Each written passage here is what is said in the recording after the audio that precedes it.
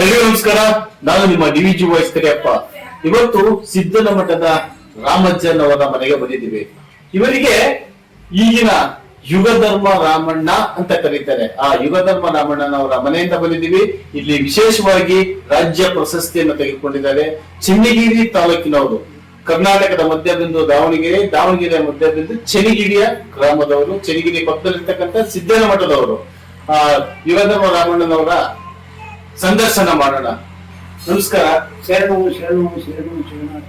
ನೀವು ಇಂಥ ಚಿಕ್ಕ ಹಳ್ಳಿಯಲ್ಲಿದ್ದು ಇಡೀ ರಾಷ್ಟ್ರ ಮಟ್ಟದಲ್ಲಿ ಹೆಸರು ಮಾಡಿದ್ದೀರಾ. ಈ ಬಾರಿ ನಿಮಗೆ ರಾಜ್ಯ ಪ್ರಶಸ್ತಿ ಸಿಕ್ಕಿದೆ. ಆ ರಾಜ್ಯ ಪ್ರಶಸ್ತಿ ಕೊಡಿಸಿದಂತ ವ್ಯಕ್ತಿಗಳಾಗಿರ್ಬೋದು, ನಿಮ್ಗೆ ಆ ಪ್ರಶಸ್ತಿ ಯಾವ ರೀತಿ ಸಿಕ್ತು? ನಮಗ 1907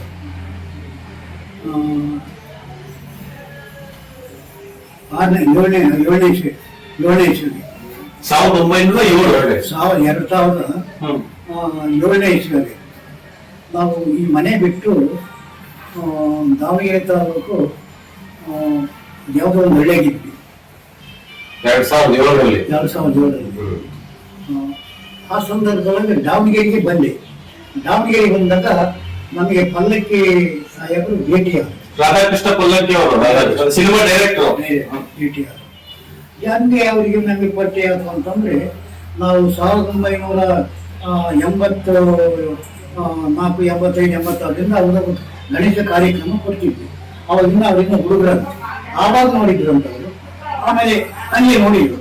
ನೋಡಿದಾಗ ಅವರು ಒಂದು 16 ಹುಡುಗರಿಗೆ ಟ್ರೈನಿಂಗ್ ಕೊಟ್ಟಿದ್ರು, ಸಿನಿಮಾ ಟ್ರೈನಿಂಗ್ ಕೊಟ್ಟಿದ್ರು. ಅವಾಗ ಕರೆದಾಗ ಅಲ್ಲಿಂದ ನಮ್ದು ನಿಮ್ದೊಂದು ವಿಚಾರ ಏನು ಹೇಳಿದ್ರೆ, ನೀವೊಂದು ಹಾಡಾಡ್ರಿ ಅಂತ. ಆಮೇಲೆ ಥಟ್ಟನೆ ನೆನಪುಂಟು. ಅಪ್ಪ ಎಂದರೆ ಆಗೋಡ, ಇಕ್ಕಿ ಎಂದರೆ ಹೀರೋಡ, ಉಪ್ಪು ಎಂದರೆ ಅಲ್ಲಿ ಉಂಡು ನೋಡ, ರುಟ್ಟು ಎಂದರೆ ರೋಡಿಗೆ ಪಾಡ. ಐ ಕಲ್ತವರೆಲ್ಲದು ಮುಂದಕ್ಕೆ ಕೈ. ಓ ಓ ಔ, ಓ ಎಂದರೆ ಒಂದು ಒಗ್ಗಟ್ಟು, ಓ ಎಂದರೆ ಕರಗುಟ್ಟು, ಓ ಓ ಔ ಇದಲ್ಲೆಲ್ಲವನು ಕೌ ಕೌ ಕೌ. ಅಂ ಆಹ, ಅಂ ಎಂದರೆ ಅಂತ್ಯ, ಅಹ ಅಂದರೆ ಅನಾದಿ. ಕಾಕಾಧಾನ್ಯ ಕಾಯಕದೊಳಗೆ ದೇವರು ಏನು ಮರತಿಯೇ ಹೇಳಮಾನ್ಯ. ಚಾಚಾ ಜಾಗನ್ಯ ಛಲವೇ ಮನುಷ್ಯನ ಗೆಲುವು ಒಲವು, ಇದ ಹೊಲವುದವು ಧನ್ಯ. ಠಾಠಾ ಡಾಡಣ್ಣ ಕಂಟೆಗಳೀಗಟ ಕಂಟಿಗಳು ಒಂದು ಎಂಟದ ಕೊಡುವಣ್ಣ. ಪಾಪ ಬಾಬಣ್ಣ ಪಾಕೆ ಜಾದರು ಪಾವನ ಮೂರ್ತಿಯು ನಿಮ್ಮಲ ನಿಯಮಣ್ಣ. ಯಾವಲ್ಲವರ ದೇಶ ಇದೆಲ್ಲ ರೂಪವ ನೀಚ. ಕಾಹ ರಕ್ಷ ಗುರುವಿನ ಗುರುವು ರಕ್ಷ, ಈಗ ಧರ್ಮ ಮಾಡಿದನು.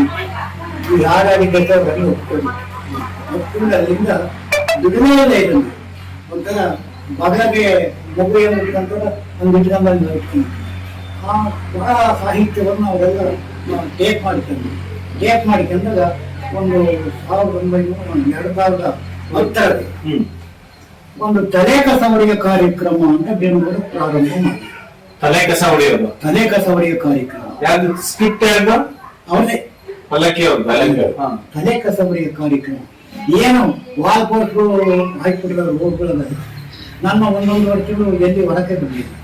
ಸಿನಿಮಾದವ್ರು ಬಂದರು, ಅವರಿಗೆಲ್ಲ ತೋರಿಸಿದ್ರು, ಎಲ್ಲ ಧ್ವನಿ ಮುದ್ರಣ ಮಾಡ್ಕೊಂಡು ಹೋಗಿದ್ರು.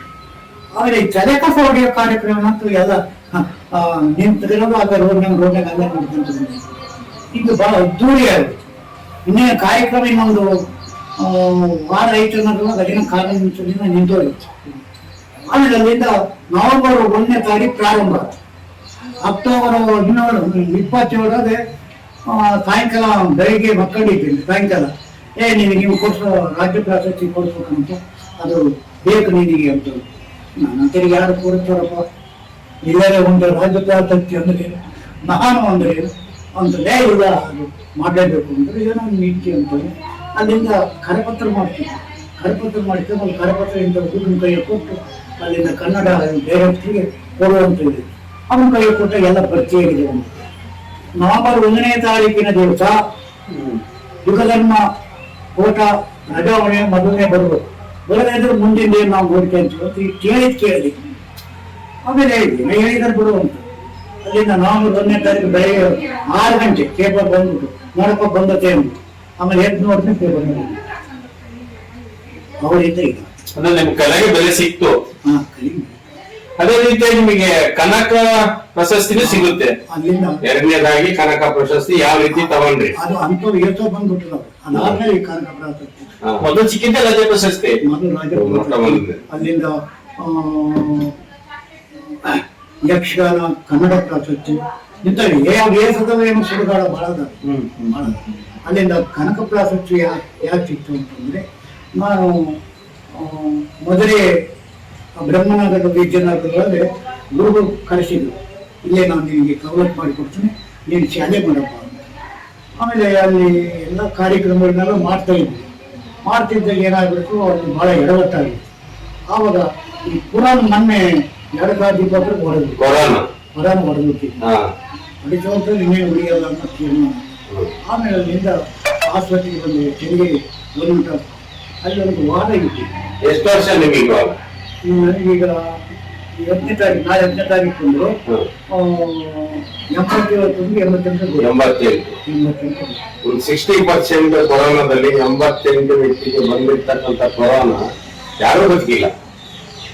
ಆದ್ರೂ ನೀವು ನಮ್ಮ ಚನ್ನಗಿರಿ ತಾಲೂಕಿನ ದೊಡ್ಡ ಪ್ರತಿಭೆಯಾಗಿ ಬೆಳೆದಕ್ಕೋಸ್ಕರ, ಜನಗಳ ಮನಸ್ಸನ್ನು ಗೆದ್ದೋದಕ್ಕೋಸ್ಕರ ಆ ಆಶೀರ್ವಾದದಿಂದ ನೀವು ಕೊರೋನಾನ ಗೆದ್ದು ಬಂದಿದ್ದೀರ. ಹೌದು, ಯಾಕಂದ್ರೆ ಡಾಕ್ಟರ್ ಹೇಳಿ ಉದ್ಯೋಗ ಮಾಡ್ತೀರಾ?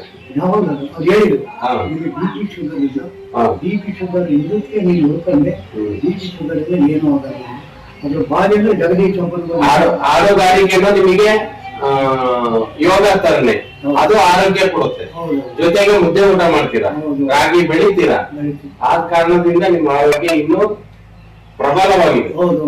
ಈಗ ನಿಮ್ದು ಯುಗ ಧರ್ಮ ಪ್ರತಿಷ್ಠಾನ ಅಂತ ಮಾಡಿದ್ರಿ, ಈಗ ಆಫೀಸ್ ಮಾಡಿದ್ದೀರಾ. ಆ ಆಫೀಸ್ ಕಟ್ಲಿಕ್ಕೆ ಯಾರಾದ್ರೂ ವ್ಯವಸ್ಥೆ ಮಾಡಿದ್ರ? ಈಗ ಹೇಳ್ತೀನಿ, ಯಾವುದು ಕನಕಶ್ರೀ ಪ್ರಶಸ್ತಿ